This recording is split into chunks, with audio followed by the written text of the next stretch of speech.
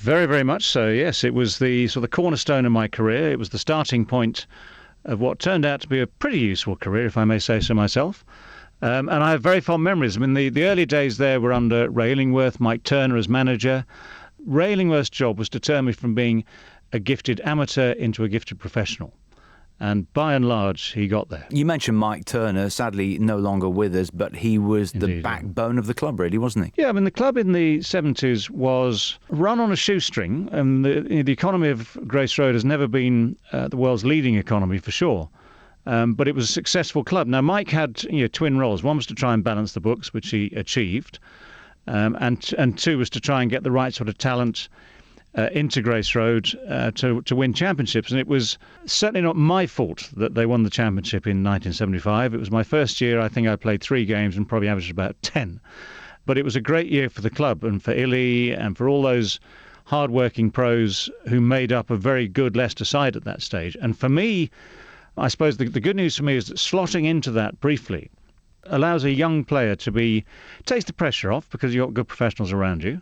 But it allows you to see how it is done and the work that goes in to playing the game properly. Because having come out of school, you play for fun, you get your runs at school, of course, and it all seems relatively easy. As soon as you get thrust into the professional game, then, of course, the standard goes up. And as you take every step upwards, new challenges emerge. But you need someone like Ray. There are other people like, for instance, Brian Davison, who became a great mate, Jack Birkinshaw, Chris Balderston, Roger Tolchard. You sort of run through the team of that mid-70s, all of whom would have contributed something to my education in those formative years. Mercurial batting style, not necessarily textbook, was it? I suppose I'd be slightly defensive in the sense that I've always tried to explain to people you need a certain something to get somewhere. So if you've got 8,000 odd test runs, something must have gone right somewhere. And yes, there were mistakes, and I have to stick my hand up and own up to them. Yes, there were risks, some of which didn't pay off.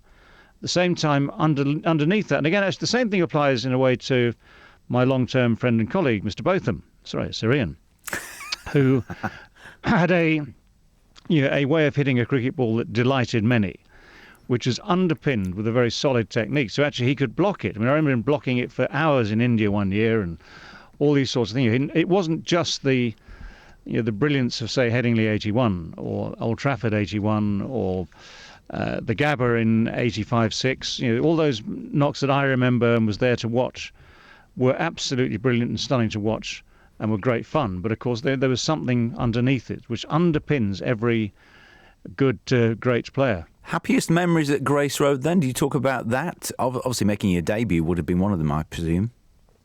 Yeah, debut's a proud moment. Sunday League against Sussex, I think it was.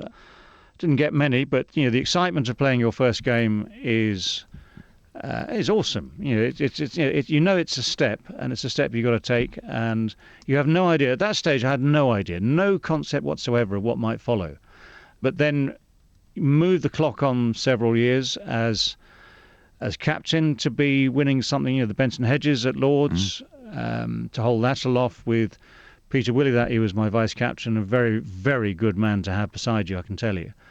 But those things are special because I always had to sort of counter the problem that because so much of my time was playing for England, and there is, if I'm prepared to admit it, an inevitable drop-off sometimes coming out of a test match, travelling halfway across the country and starting a county game at 11 o'clock in the morning the following day.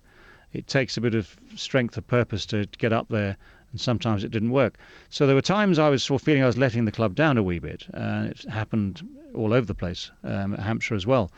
But when you can pull yourself together, as it were, produce something which is very much part of a team effort, which it always has to be, and stand there with a trophy as captain, yes, but on behalf of the team, that's special. So I remember those days as fondly as anything else. So many of those people that you mentioned, Chris Balderston, Peter Willey and others, all went on to become umpires, didn't they? Yes, and all due credit to them. I mean, Pete was a very firm, very good umpire, as you'd expect of someone of his character, and he was not one to argue with in a dressing room, in fact, as Ian Botham himself found out one day as well in the West Indies.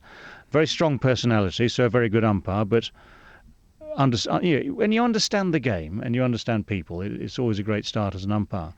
and Chris as well, and various others would have gone on to do the same thing, and all credit to them. Thanks again for watching. Don't forget there are many more videos on the channel. If you enjoy any of them, please click on the like button, ring that notification bell so you don't miss out in the future, and above all, if you can, please subscribe. Thank you.